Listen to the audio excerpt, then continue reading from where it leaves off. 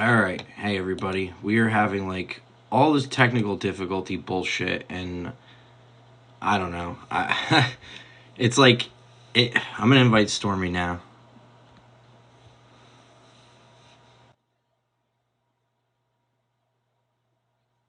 Hey. Hey. The chances are the video is probably going to be frozen when we go to download this, but I have no idea what is going on. My computer just all of a sudden does not want to cooperate, and I'm not really sure why. So, I guess we'll just hope for the best, you know? Yeah. So everybody, welcome back to our Thursday night book review. I'm indie author Nick Belisi, and every Thursday we do our reading of my second book, Paradise Reborn. More recently, we've been having special guests jump in and do their reading parts and stuff like that. So Stormy is going to be joining us tonight. Last week we did chapter 7, but this week we are doing chapter 8, and chapter 8 is called Welcome Home, Stella Morgan. So hopefully when I go to download this at some point, the video won't be all messed up. I've emailed TikTok about it. They haven't gotten back to me. I'm not really sure what the problem is, but we are trying to figure it out. And if it happens again, I think what we'll just do is next week we'll just start going live on YouTube as well. So that way at least we can get one clean cut. And since we're already uploading it to YouTube, I guess it would kind of make it a little easier to do it there too. But we'll see what happens. But for this week, we're going to keep on rolling and just hope for the best. So, with us doing chapter 8, let me just get to that real quick because I've been trying to get this stuff figured out, so I'm not prepared at the moment. All right. So, tonight I'm going to be doing, as usual, the narrator and Gwen, and Stormy is going to be doing Stella, and then at the very end, Stacy. Now, if you remember where we left off, Gwen went with Betty to the mental health ward, and Gwen convinced Stella that it was time for them to do their grand escape. So right now, they had just broken out, and that's where we're going to pick up. So, Stormy, if you're ready, I'm ready. I'm ready. All right. So, chapter 8, Welcome Home, Stella Morgan. My mind racing faster than it had in my entire life left me wondering what I was going to do next. I hadn't lived a life that was pure and innocent, but now I was going to be potentially faced with a kidnapping charge. I clutched Stella's hand as tight as I could as we made a run out of the hospital parking lot and onto the main road. Betty told me to wait a little way down the road, but didn't give me an exact location. I couldn't focus, and all the adrenaline pumping through my veins left me so disoriented. I knew I needed to find a place to land and figure out my next move. The cops would be heading towards the hospital, and if they saw us walking down the road, we'd surely be caught. Reedsville wasn't that big of a town, and there weren't so many places to hide out. I could tell as we made our way down the road that Stella was becoming increasingly resistant to keep up with me. So I saw an opening in the woods and headed into it. Stella, let's stop off in the woods over there. We'll catch our breath. We walked into the woods a couple 100 feet so that cars couldn't see us from the street. We approached a few downed logs and took a seat. We were clearly not in shape and both out of breath. As we took a few big breaths, Stella looked at me and spoke. Where do we go from here? Well, Betty said that she would meet us, but she didn't exactly tell me a location. So we just wait here? Well, let me think for a second. This wasn't exactly planned very well, and I need to find a place for you to stay. Why don't you just take me home? The home you seem to think I have, at least. I wish it was that simple. Unfortunately, that's probably the first place they're going to come looking for you. I really didn't have any places in mind that I could take her because any place that has significance in Reedsville, the police will surely be looking for her. The only place in my mind that would make any sort of sense for the time being would be Stacy's house. I knew her mom would be at work most of the day and Stacy would be too. I figured at the very least I can get us there and come up with a plan. I don't see how the cops would come looking for us there, so it's all I have for the moment. When things settled down, I could always seek out Betty and let her know we made it out. With this plan forming in my head, the only way we were going to safely make it there is to do a few-mile walk through the woods to Stacy's house. It wasn't exactly the greatest idea, but I had nothing solid left. I got up from the log I was sitting on and said, "Okay, so I have a plan. It's not the greatest, but I think it'll work. We're going to head to my friend Stacy's house and wait for Betty. While we're there, I can get you some new clothes and get you cleaned up."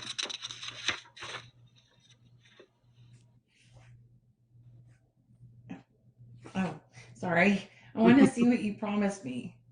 Listen, Stella, your doctor wants to ship you off to some asylum, so Betty came and grabbed me this morning without any warning. I know you don't know me, and to tell you the truth, I have no idea what I'm doing right now. I just need you to be patient with me until I can figure this out. I promise you I'll get you the answers you need, but you gotta help me out here. Okay, so what do we do now? Well, let's follow the street line through the woods until we get to Red Oak, and then if everything looks clear, then we'll walk out. I wish I had shoes for this. I looked down at Stella's feet and saw that she was wearing these bright blue socks with little white grips on the bottom. This path through the woods was going to be a rough one for her, for sure, but what choice did I have? We could just take it slow and hope for the best. We started to head off into the direction of the residential side of Reedsville where Stacy lived. The walk would be roughly 3 to 5 miles, and I knew I was in no shape for this, but I just knew I had to get it done. This would have been much easier if I had simply taken the vodka from Betty's car with me. Then at least I would have made this trip a little easier to deal with. There was no turning back now, so off we went walking through the woods. I thought to myself, this may be a good time to talk to Stella, so we could at least pass the time. But before I could even come up with a question, she asked me, Why are you really here? Here?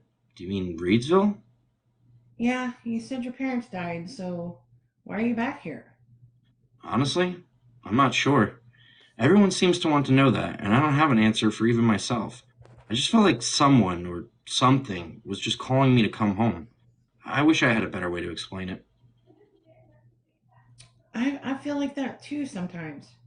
What, that you're being pulled towards something? It's just in my mind. I feel like something is missing. I feel like I'm forgetting something. The marks on my body or the people that know me make me feel like there's more than my mind can recall. I can't explain any of it. It's almost like I've forgotten or something. No matter how hard I try to remember, nothing comes up. Well, what's the last thing you do remember? I remember being held in a room and just being angry. I don't know why I was angry. I just couldn't control it. The doctors wouldn't let me out and kept me sleeping a lot. Everything is just so blurry. Nothing makes sense. I find myself looking out the window and I just feel like the outside world is calling me. That's why I left with you. I can understand that. And I hope I could put back the pieces of your life before this. I didn't know you well, but there are people around town who can probably answer those questions for you. You said I had family. Yeah, you grew up on the street right next to where I lived. What happened to my family? It's not really my place to tell you, Stella. I really don't want to anger or upset you like what happened yesterday. Maybe you should save those questions for Betty. I just want to know. I can imagine they must be dead since you talk about them in the past tense way. Just tell me. Well, I mean, I don't know the whole story, but your sister Cecile died many years ago, and your dad died about 2 years ago. How did they die? I really don't know the truth of any of that, but I heard they were both suicides. Hmm, I can't remember any of that. I can't even see their faces in my mind. Well, I'm sure my friend Stacy might have a yearbook at her house. At least that would have yours and Cecile's picture in it. Did you know them? I didn't know your dad at all. Your sister Cecile and I actually had class together, though. She was a very kind person, and she was really pleasant to be around. Do I look like her? In some ways, a bit, but you're both very different. I really wish I could remember. Well, maybe if you see something, maybe it'll help you. Like, why did you get so angry yesterday when I brought her up? I don't really know. I get these feelings inside me and they almost take control of me. I see something on the TV or hear something someone is saying. It's almost like my brain shuts down and I just get filled with anger. I can understand that. I went through some really serious stuff in my life, so I know what it feels like to live with burdens. If my father and sister are dead, then did my mother also die too? I really don't know anything about her, Stella. You really might want to ask Betty about that. Why is Betty doing all this? Well, from my understanding, you two were pretty close when you were in school, and then she saw you again sometime later before everything went down. What happened? I really don't know, Stella. I just heard after your dad died, you didn't handle it well, and I guess things got messy for you. You're really gonna have to ask Betty about all that stuff. I understand. I'm really sorry. I wish I could be more of a help, but I just really don't know the full story. How much further are we going? Because my legs are getting really tired. It's really not much further. I promise we're gonna be there soon. We're getting real close to Red Oak at this point, and I know if we stopped to take a break, I would lose motivation to press on. I felt so bad for Stella not being able to remember anything from her past, but it just didn't make any sense to me. How could someone completely forget every aspect of their life? Even with all the moments in my life I wished I could forget, the memories were burned into my brain like a scar. I could almost relive the trauma in my life as if it was happening again right before my eyes.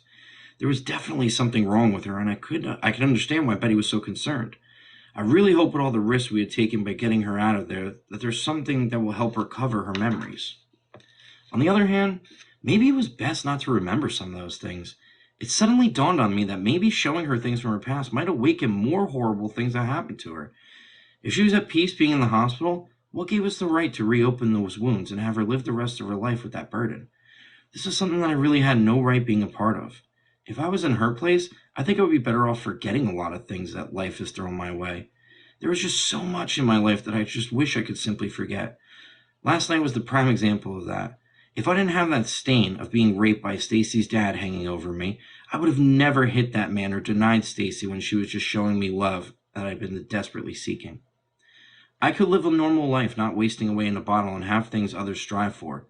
Who knows? Maybe one day I can find a way to leave the past behind me and set up a better future. I know in my heart what I want to do, but I just keep telling myself it's unachievable. Before I can get too deep into that thought on the subject, we came to the opening by Red Oak Drive. I signaled to Stella to hang on for 1 second while I crept towards the opening on the road to see if anyone was around. I stayed crouched behind some foliage, and I waited and watched the roadways. There seemed to be no cops around, and I felt this might be our chance to head out into the road and to get to Stacy's house. I took a deep breath and looked back at Stella and waved my arm, letting her know it was safe to follow me. We walked out of the woods and onto the roadway, and we were less than a mile from Stacy's street. As I looked back at Stella, I could tell by the way she was walking that her little grippy socks had been really messed up from our walk through the woods. She was trying her best to keep the wet, ripped socks on her feet with each step she took, so I said, "We're almost there, Stella. Just a couple more minutes and I'll get you out of those clothes." Is this her street? Not this one, but her street is off of this one. As we pushed down the road a little further, we started walking up on Stella's old home, and I completely forgot we'd be passing it.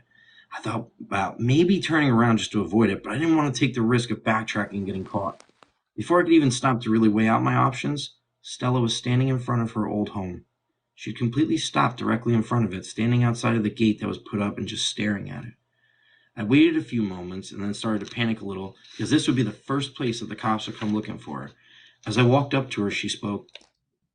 This is the house that's in my dreams.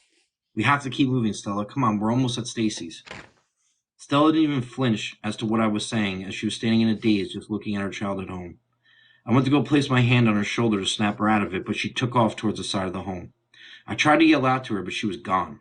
Frustrated from her not listening to me, I followed after her. I could see she was climbing through a break in the fence on the side of the house. I tried to stop her, but she'd already pressed her way into the yard. I figured it's probably best at this point just to follow her and hope we don't get caught. As we made our way into the yard, she walked right up to the front porch and stared at the door. This was my old home, wasn't it? "How did you know that? Do you remember it?" I see this home in my dreams sometimes. It doesn't look like it does now. Why is it like this? "Well, I was told the fence was put up to keep people from trying to break into it." Stella walked up to the front door and tried to open the locked door. No matter how hard she tried, the door just wouldn't budge. One of the windows near the door seemed to have a board over it that must have been placed there from someone breaking the windows. Stella walked up to it and started pounding on the board. The girl must have had some strength to her because that board wasn't on well, because it went crashing into the floor inside the house. I started to get even more nervous because we made a lot of noise doing that, and I didn't want to draw anyone's attention to us. "Stella, come on, we have to go. This place isn't safe for us right now." You said before it's my home and I want to go inside. "I know it is, but like the cops." And before I could even finish the sentence, she hoisted herself up into the window and dropped into the house. This girl was really starting to annoy me and wasn't listening to a damn thing I was saying to her. I stood outside the window calling her name, but there was no answer. After a minute or two of calling her name, I heard the front door unlock and open up. I walked over to the door and walked inside. Stella was standing a few feet from the door, just staring at the ground. I closed the door behind me and locked it in case someone tried to follow us inside. I walked up to Stella, and that's when she said, Something terrible happened in this house. "Stella, come on, we have to go." I could hear a car pull up and park outside of her home, so I slowly walked over the window we crawled through and peered out. I could see a police cruiser parked outside when a man in the car was looking over at the house. As quietly as possible, I made my way back over to Stella, who was just standing there staring at the floor, and said, Hey, come on, we have to go. The cops are outside of your house. Stella didn't say a word and just stood completely still as if she was frozen in some moment. I didn't have time to sit here and deal with this, so I grabbed her and started pulling her towards the back of the house. She was resisting me, and she looked up at me with tears in her eyes and said, Just leave me here. I'm not leaving you. Now let's go before we get arrested. Stella followed behind me, still reluctantly wanting to stay in one spot. I knew there had to be a way to get into the backyard, but we needed to act fast. As we walked into the kitchen, I could tell that someone clearly broke into this house and trashed it. The house was in ruins, and there was graffiti all over the cabinets. The floor had marks all over it just as well. And just the lack of respect that people have for one another's things, it just baffles me. I walked to the back door, which was locked, and unlocked it. As I slowly opened the door, I peered out to see if there was any police hanging about. When I felt that no one was there, we walked out the back of the house and ran into the backyard. The yard was completely overgrown, and it made it difficult to navigate through, but we did get out of there. Just today, I had added quite the list of things to my already terrible resume, which included kidnapping and now breaking and entering. As we trekked through the woods, we began to cut across some backyards because I knew if we headed in the direction long enough, we would eventually hit Stacy's house. After entering the yards of several homes, we finally made it to Stacy's. I hesitantly waited just to make sure there was no cars in the driveway, and then we headed towards the front yard. No one was home here, and the street was quiet. So I began searching through my pockets until I found that key that Stacy had given me earlier. Stella's house was not that far away, so we needed to hurry inside in case the cops decided to patrol the streets looking for us. I took the key, inserted it into the lock, and headed inside, pulling Stella behind me. When we got into Stacy's house, I quickly locked the door behind us, and like a paranoid lunatic, I ran through the house making sure all the blinds were shut so no one could see us from outside on the street. The last thing I needed now was that we were finally safe was one of Stacy's neighbors calling the cops for seeing strangers walking in her home. Once I made sure all the blinds were closed, I grabbed Stella and we headed up to Stacy's room. Closing the door behind us, I started to feel a little more at ease. I knew the first thing I needed to do was get myself a drink because it would surely take the edge off the situation. I went into my backpack and grabbed the remnants of last night's supply. Stella stood in the doorway staring at me while I tipped the bottle back and took long swigs. After a few moments, I could feel all the anxiety and worry starting to subside. I looked over at the alarm clock in Stacy's room and noticed that it was still early enough in the day to figure out a plan. I wish Betty had left some point of contact with me, but it dawned on me. What good would it do because Stacy's the one with the phone and Betty's number? I knew in my heart Stacy was probably going to be upset with me for having Stella here, but I mean, what other alternative did I have at this point? So, what do we do now? Honestly, I haven't had the slightest idea. We could bide some time here for a while until I get that part situated. You can sit down. I mean, you don't have to stand in the doorway. Stella walked over and took a seat on Stacy's computer desk. Are you hungry? Thirsty? Anything? A water would be great. All right. So I'm gonna head downstairs and see what I can find. Just wait here. I'll be right back. I'm gonna go grab some clothes for you from Stacy's drawer too, so you could change out of those pajamas and wet socks. I went into Stacy's drawer and pulled out a shirt, socks, and some jeans. She was roughly the same size as us, so it should fit no problem. I placed the clothes on the bed next to the vodka and started for the downstairs. As I walked downstairs, I went into the kitchen and grabbed a glass from the cabinet above the microwave. It's amazing, after all these years, even the dishes were still in the same place, and I remembered as if I was still living here. When I grabbed the glass, I filled it with water from the dispenser on Stacy's fridge. Once I was finished, I placed the glass on the counter and opened the fridge to see if there was anything I could heat up for Stella. The fridge, which I was so accustomed to being full, was actually quite bare. Mrs. Hubbard must have been going food shopping soon, but I did manage to find a little leftover pasta in a plastic tub, which seemed well enough to grab. I took the container out, closing the fridge behind me, and placed the food into the microwave. As I set the timer for the food, I heard a scream come from upstairs. The sound scared me half to death, and it made me go dashing towards it to see what was happening. Leaping over steps to get to the top as quickly as possible, I made my way into Stacy's room to find Stella standing by the desk holding the vodka I just left. What are you doing? I don't feel so well. Well, why are you drinking this? I told you I was just going to go get you water. There was something in my head that was telling me to drink this. It just seemed so familiar. Well, it's vodka, Stella. You don't need to be drinking that. It made me remember something. Remember something?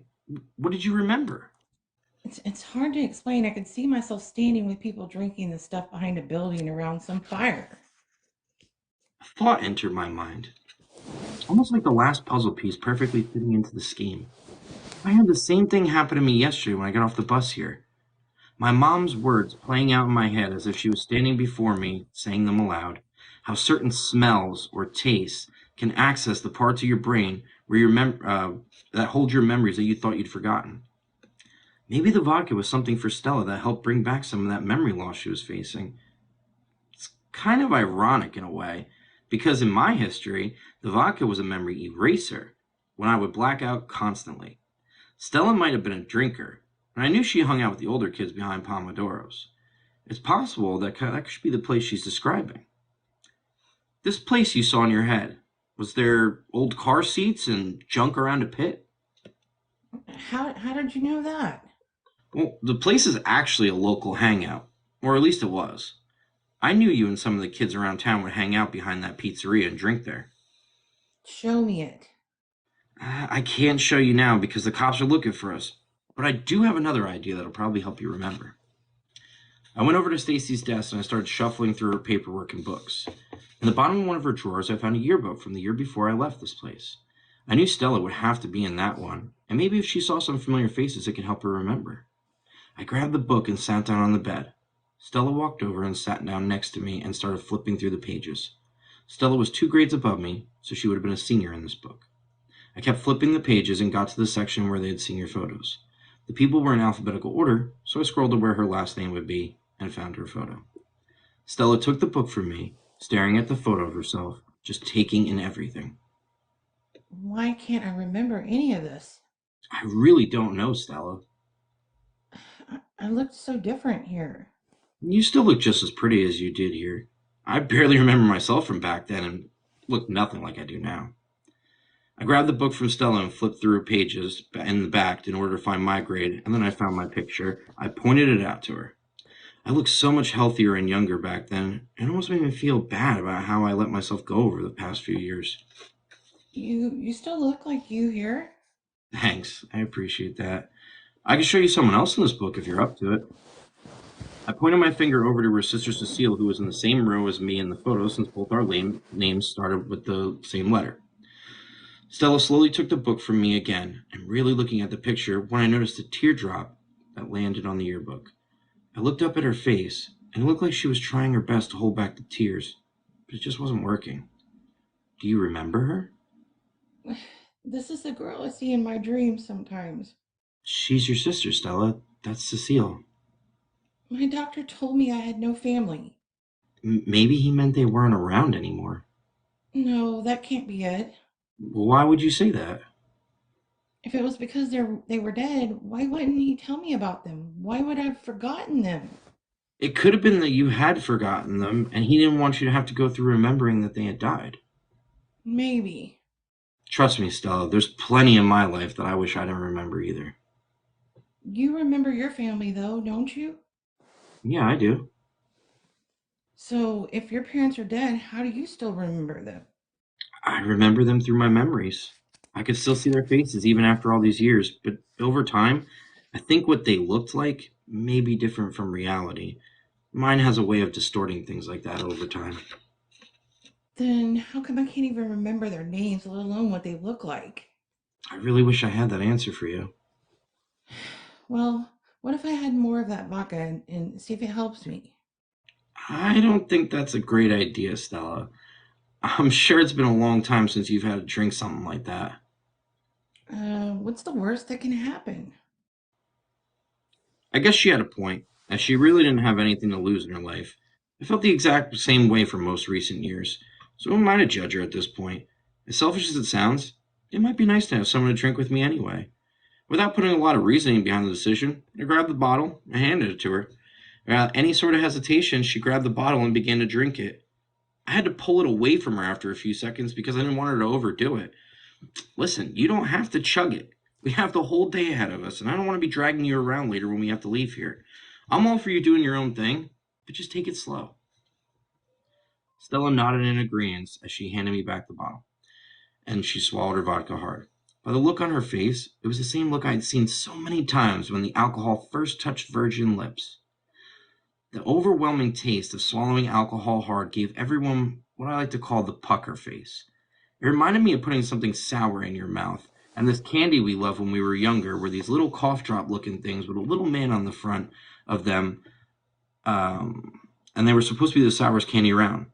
Most of them were bearable, but the lemon one always had people making that same exact face. It always gave me a little chuckle, and I rarely got to experience it myself since my body had become so accustomed to it.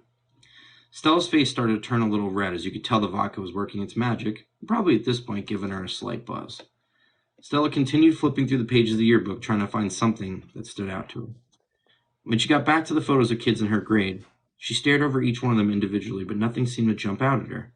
As she got towards the end of the students, she seemed to stop and stare at the last row of kids.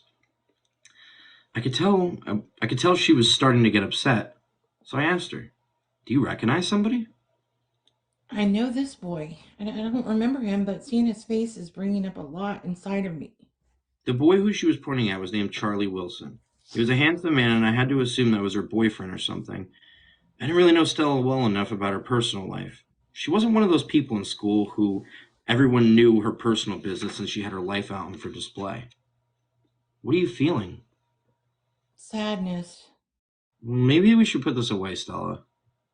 No, it's okay. I know I'm crying, but it's not a bad thing. "How could that be a good thing?"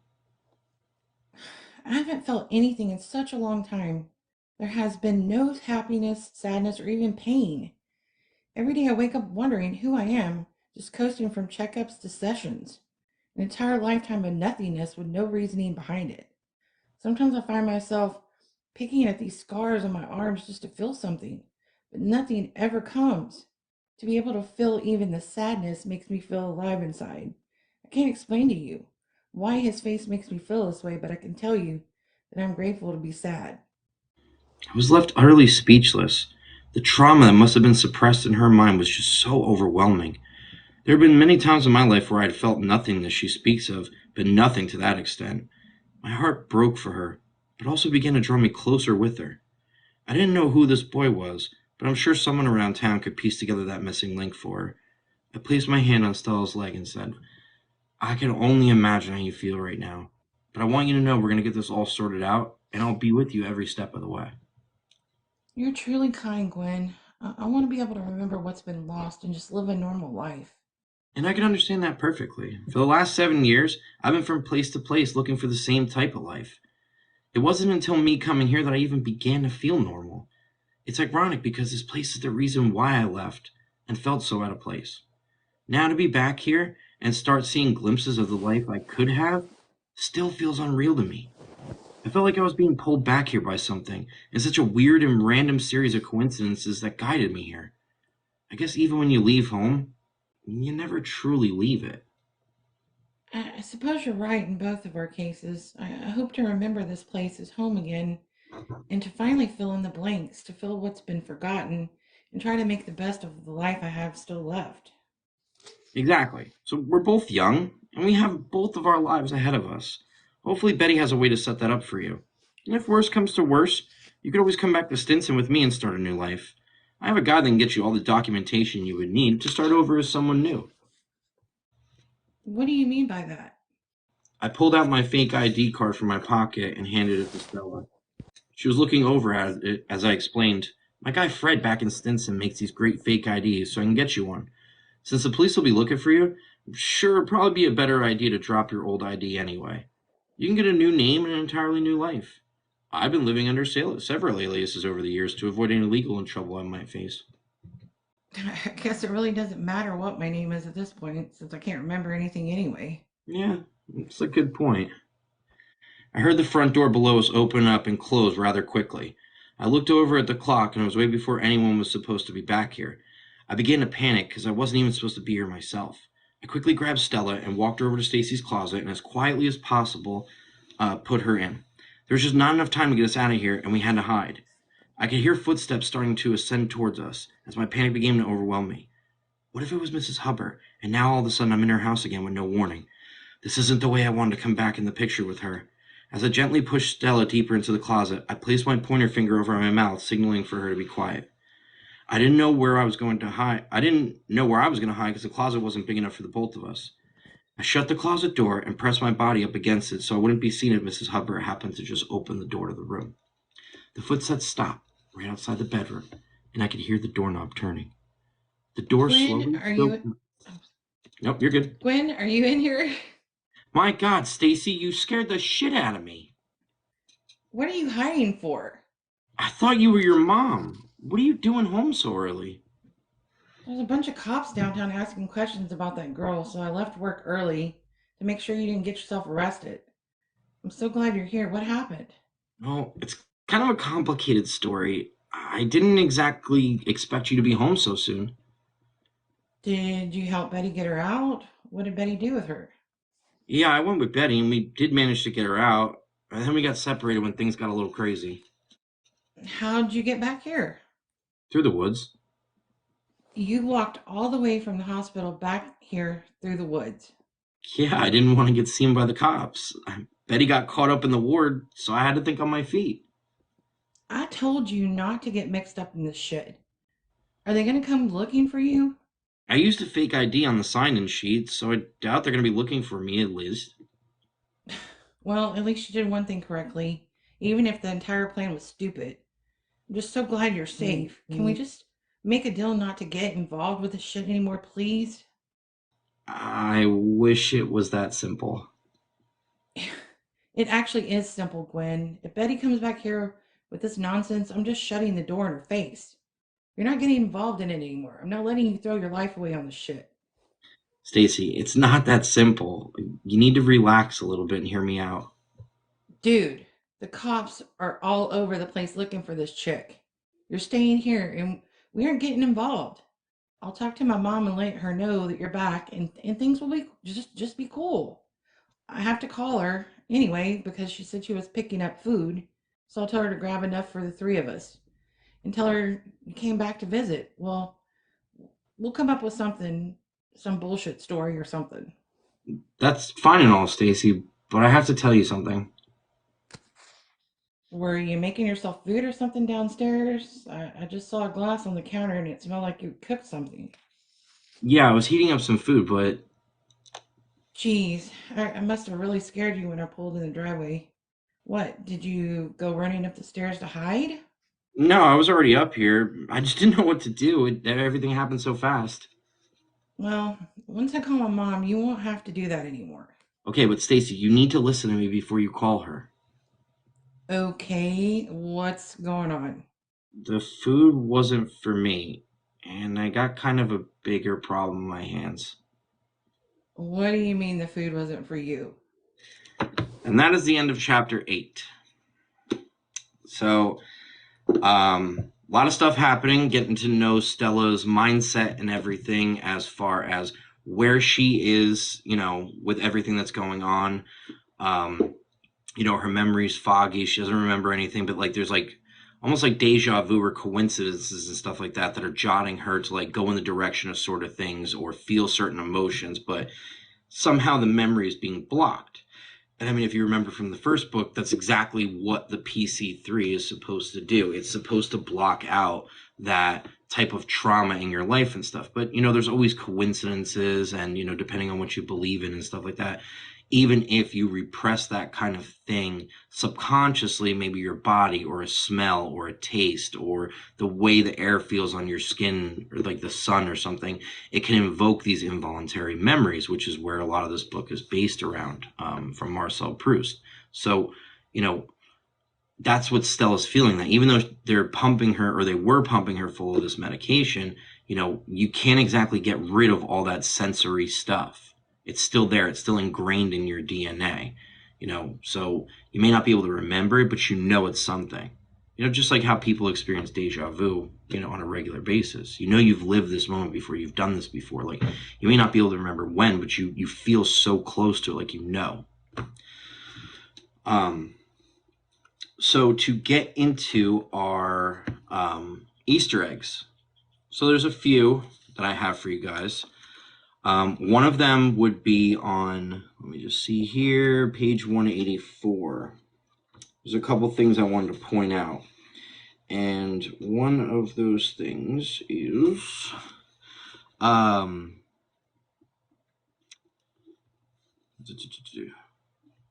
so Gwen is describing on that thing where she wishes that she could forget a lot of things. So she was using an example as far as, everything was going so great when it came to her and Stacy's night out, when they went to the bar and they both wound up punching that guy in the face, and then they drove off into the night, and they got a little intimate towards the end of the night. But then Gwen was having those flashbacks of when she had that assault done to her, so it kind of like threw the moment off and stuff like that. And it made her feel like she wasn't good enough, that she couldn't live like a normal life because of all this like shit from her past that was like plaguing her and traumatizing her. And the reason why I put that there was because my last ex had embarrassed me so badly that all the future relationships, or I haven't been in a relationship since, but all the future ones that I'd considered and stuff like that, I would start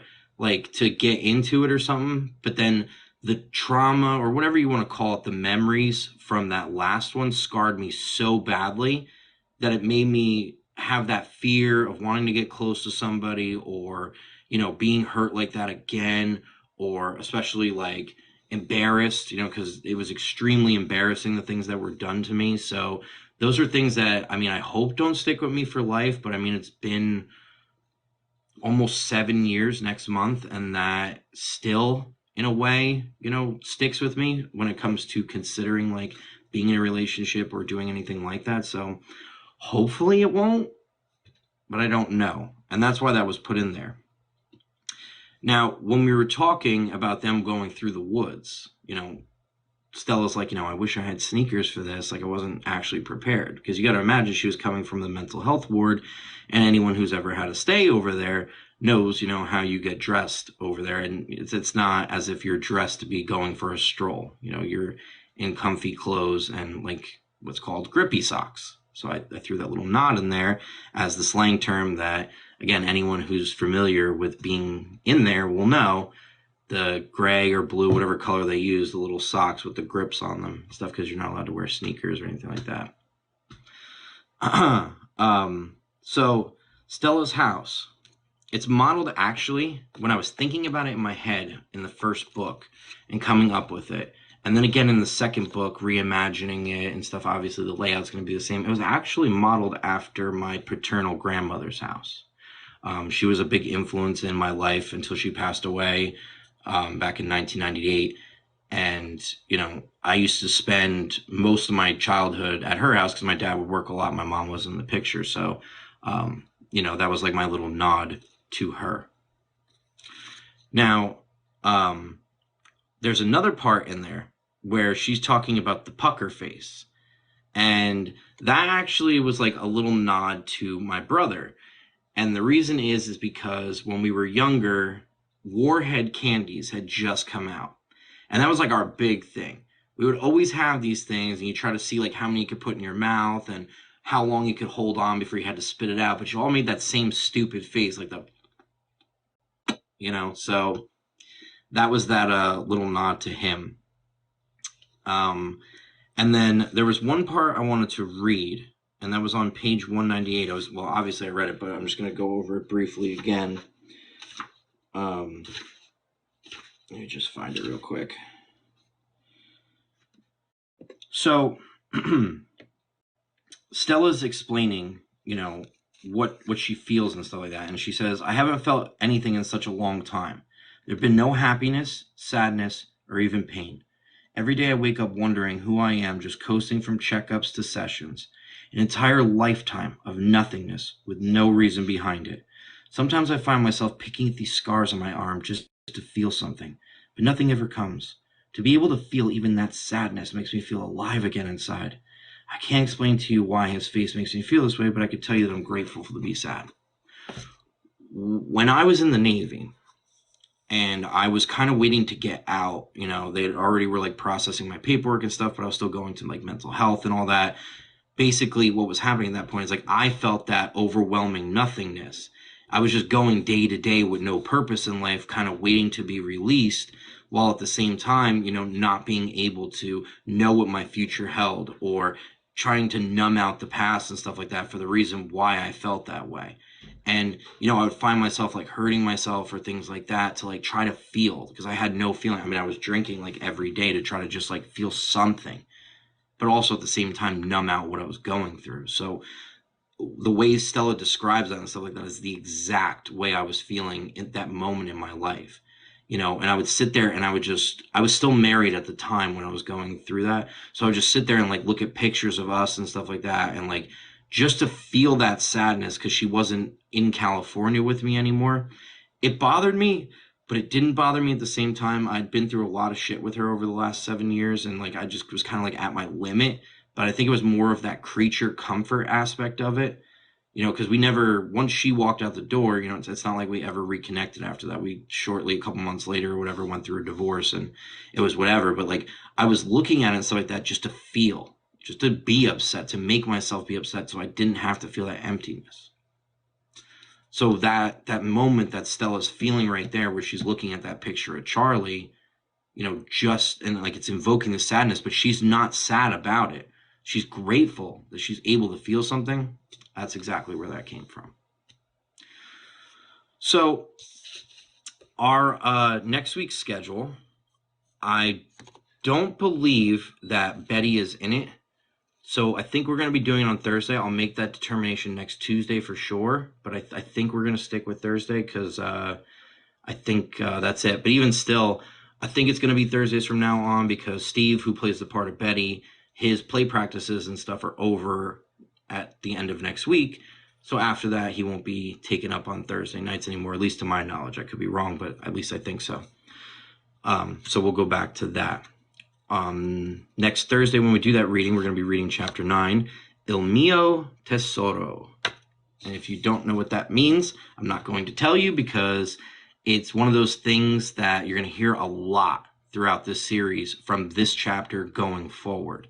It's also going to show this different dynamic of Pete because in the first book, we only saw him and Stella's interaction very briefly. So you don't really know like what their relationship is like, but this book is really going to deeply explain it. And I promise you, when you get to the next book, the third book, that is really, really going to explain the dynamic of their relationship. I've been having a lot of fun writing about that right now.